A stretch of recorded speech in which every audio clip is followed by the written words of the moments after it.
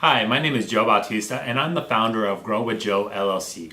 The idea of Grow with Joe is to help you understand how to grow your inner circle success so you get the outer circle success. I got this concept from John Wooden, who was a great college basketball coach at UCLA who won tons of championships and wrote a lot of books on leadership. And one of the lessons that he taught in his books was that your outer circle success will never surpass your inner circle success. So if you want the outer circle success of your career, your money, and your relationships, you got to work on your inner circle first with your physical self, your mental self, your spiritual self, and your emotional self. And so if you look at this from a math perspective, let's just say you're 75% physical, 75% mental, 50% emotional, and 50% spiritually strong. That means you only have 250 points out of 400. And 250 divided by 400 is 62.5%. So if we were to look at this from a grading scale, that means you would have a D for your inner circle. And if your inner circle is a D, then that means your outer circle is also going to be a D. So then you're going to have D relationships, D career, and D finances. And if you're getting a D career, D finances, D relationships, that means life is going to give you the D. And if your life is giving you D, that means you're going to get left over by life eventually. And I don't want that for you. So by coming to this website and watching this video, hopefully you get to understand on how to grow your inner circle so you get that outer circle success. And when it comes to working on your physical self, I say that's the most important cornerstone you should be working on, because when you work on your physical self first, you're going to get more confidence, you're going to have more energy in the day, and you're going to have more stamina to handle your long work week. And I'm a big believer that the mind follows the body and the body follows the mind. So if I'm in good physical shape, that means I'm going to be in good mental shape to handle my day-to-day activities. The second cornerstone we should be working on is our mental self. I like working on my mental self because it helps me develop the wisdom to develop strategies to help me overcome any obstacles that come my way and to help me reach my goals faster. By working on my emotional self, what happens is I'm keeping my ego in check so that when things don't go my way or things don't go as expected, I'm able to make those 5-minute problems instead of week-long problems. And I'm not going to turn a molehill into a mountain because something just didn't go my way. And that's where working on your emotional self really comes in. When it comes to working on your spiritual self, what I mean is, from Phil Jackson's definition, is self-actualization. You know who you want to be as a person, and you're being who you want to be as a person. So it really helps with life and helping you, providing the compass that helps you understand which direction you need to head into. And so by working on my spiritual self and working on the other cornerstones, I really have a good understanding of who I want to be as a person, and I'm being the person that I want to be in the way that I'm living my life and how I'm choosing my career and where I want to work. And I'm a big believer that we can grow into a better version of ourselves. We can't accept having that fixed mindset. We really have to have that growth mindset. So for a little bit more about my story, I'm originally from Oregon.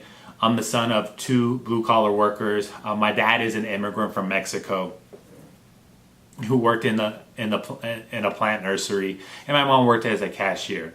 And also, I was overweight as a kid, so I weigh less now than I did in the 6th grade at 5'6". Right now I weigh 195. I'm 6'3".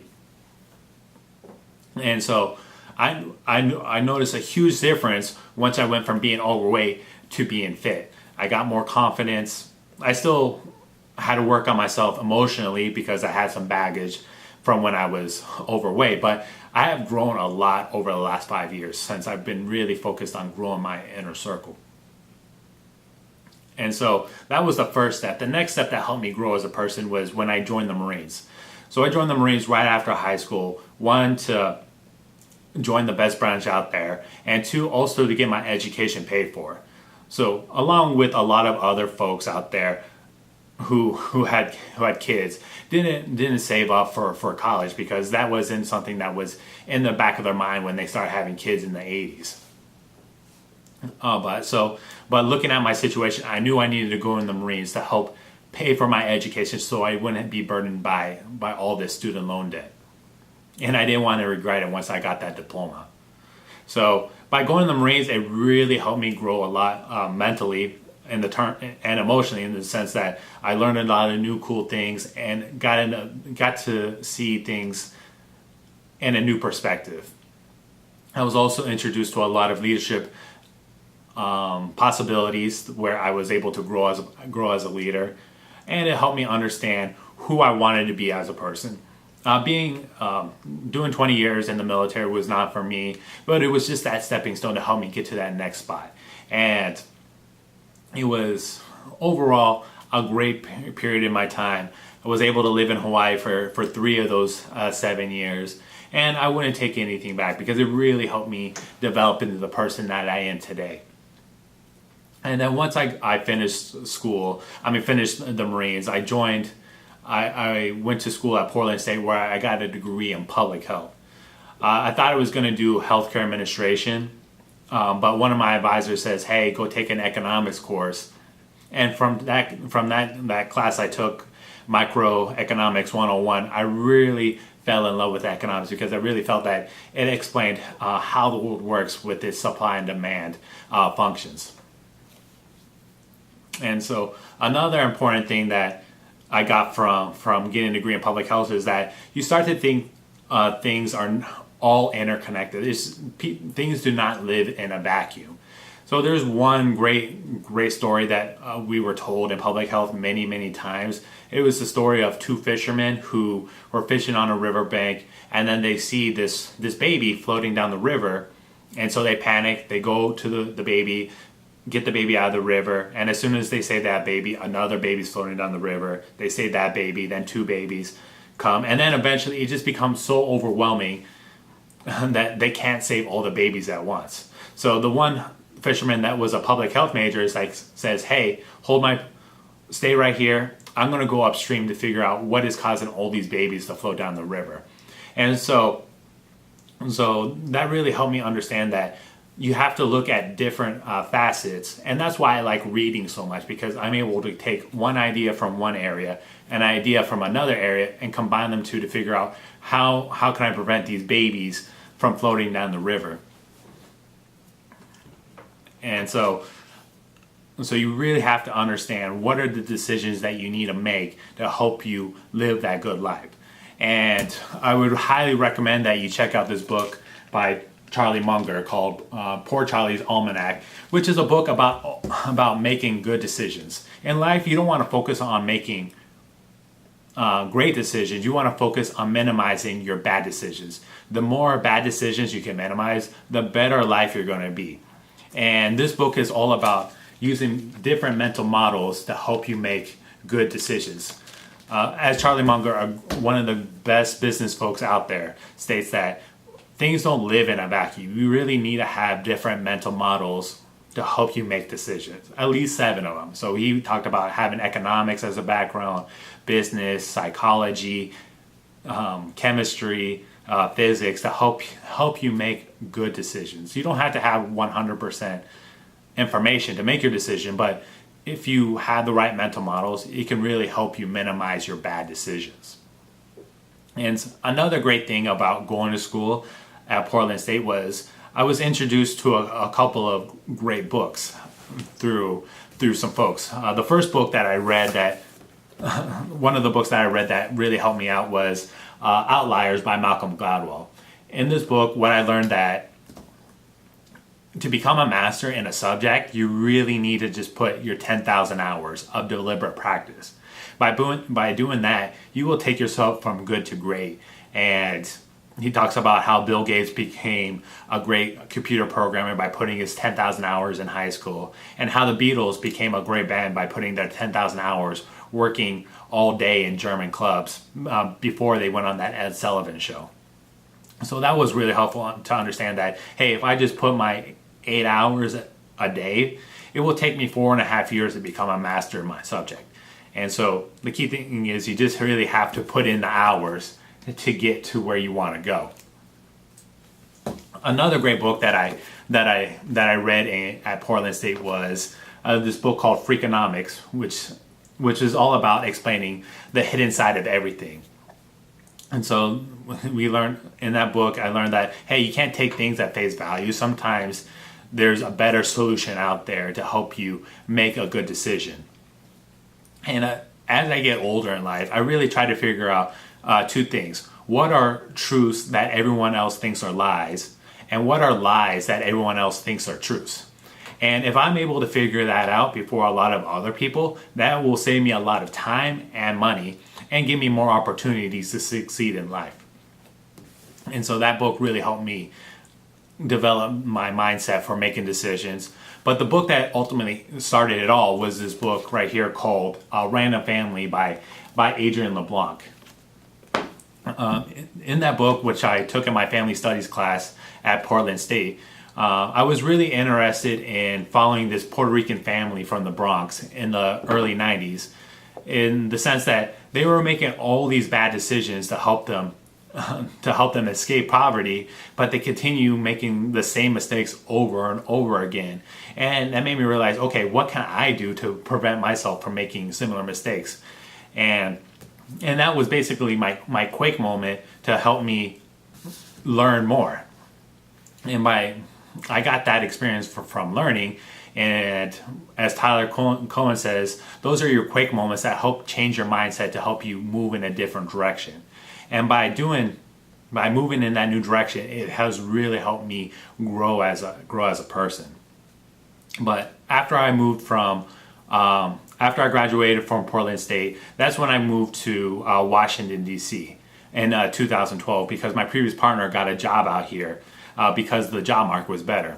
So if you don't remember, 2012, unemployment was roughly about 8 to 9%. And so finding a job in Portland, Oregon was really difficult. So by moving out here to Washington, D.C., I was able to find a job relatively quickly. And I soon landed a job as a federal employee at the Pentagon. And I thought I made it. Basically, I had pay that I had a stable job where I didn't have to worry about getting fired. I had good benefits. And I thought I only had to put 40 hours worth of work in a week, so I could spend more time doing other things. But after a while of working there, I just felt miserable. And the reason I was feeling miserable because I was in a fixed mindset organization. If you don't know that much about me, I'm very ambitious as a person. And I like to contribute me being ambitious through my father. So my dad is an immigrant from Oaxaca, Mexico, the second poorest state. And he came over here in the 70s to get more opportunities for himself and his future family. And so he worked in the fields, eventually met my mom, and had me. And my dad would work Sunday to Sunday to help support me and my sisters. And somehow we still had the energy to take me and my sisters to our school activities or our sporting events. I don't know how he did it, but I'm so grateful that he did. And I want to make sure that those opportunities are passed to somebody else. And so eventually I used my GI Bill to go back to school to study economics. And at first I didn't realize what I wanted to do as a person. So I was like, do I want to become an economics professor and get a PhD in economics? Or do I want to become a financial advisor? And when I was going to school for economics, becoming an economics professor was really not for me, because they were going through the same bureaucratic nonsense that I wanted to avoid from my experience at the Pentagon. And so becoming a financial advisor and starting my own business doing that has really been a up and down journey. But as Tim Ferriss says, it's better to succeed in failure. I mean, it's better to fail in freedom than to succeed in chains. So it's been up and down, but by working on my inner circle, it has made me more mentally stronger, emotionally stronger, and spiritually stronger to help me get through those dips in life. And so by listening to more podcasts after leaving the Pentagon, I started listening to podcasts like The Art of Charm, $100 MBA, the James Altucher Report, Tim Ferriss Project, Tai Lopez, and the Grand Theory of Everything. And it made me realize that there's a lot of great information out there to help you grow as a person. And so that's why I decided to write this book called More You Know, More You Grow, How to Get Better Every Day. So what I did is, from the 20 hours of podcasts I listen to and the 36 books that I read on an annual basis, and the reason why I read 36 books a year is because that's the average number a CEO reads every year. And the average person that graduates college, 60% of them don't read another book again. And so what I try to do is just make it simple for folks to digest that information to help them grow their inner circle. And by providing these videos and blog posts to help you take that information as quickly as possible and help you implement it in your life so you can get 1% better every day. And so I have come from a long way as a person. If you ask anybody from when I went to middle school with or high school with, they would be shocked in the sense that the type of person I've grown into. And it's been a lot of hard work. The distance between your dreams and reality is the action that you take. And I took a lot of action to help me grow as an individual. And I want to share that experience with others so that you don't become stuck in life. Everything you do in life, you want to do things that are going to give you flexibility and control over your future self so you don't become stuck. Because when you're stuck, that's when feelings of hopelessness and stress start to creep in. And then that will affect other parts of your life when it comes to your job, your family, your health. And we should strive to live our best life possible. And we're going to do that by working on our 4 cornerstones. And so, by working on my inner circle, it has been a great journey to help me discover who I want to be as a person. And as Mark Twain once said, the 2 most important days in your life are the day that you were born and the day you discovered why you were born. And so to help me discover why I was born, I had to experiment a lot through my life by joining the Marines, going to school, taking improv classes, going to conferences to help me build my skills as a person so that I can have the tools to help me reach my goals in the future. So ultimately, I want to let you know that if you go with Joe, you can grow with Joe. And I do that through speaking engagements, writing blog posts, writing books, and doing webinars to help you understand how to grow your inner circle success so you get that outer circle success. And if you would like to hire me for a speaking engagement or some one-on-one coaching, just email me at info@growwithjoe.me and we can get you started from there. So I hope you enjoyed this website. And if you enjoyed this video, please share with others. And I'm looking forward to teaching you more lessons on how to grow yourself as an individual. All right, take care.